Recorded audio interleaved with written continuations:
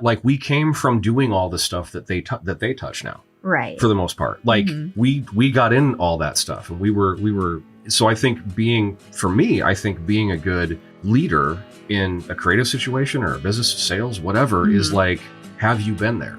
Right. You know, like nobody's born into being a manager or born into being a boss.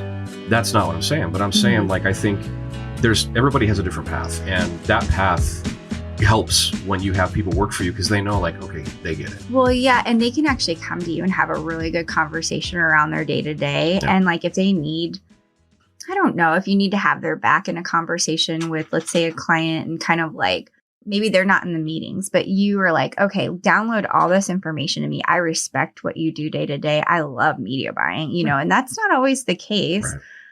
It's not for me. No, I was going to say, and even at like some agencies where I was at, like that wasn't even always the case. Right. So then there's a little bit of a gap sometimes in conversations. And so I feel like when you kind of do the work or appreciate this, I'm going to call it like art or craft, then you are going to sit down and really listen to that team, and you're going to help support their category in the business that we represent too. Like we're going to be the first to like build up their team further, you know, where some people might look at just the numbers and go, you know what, nah, we don't want to add extra people here to help or support this department.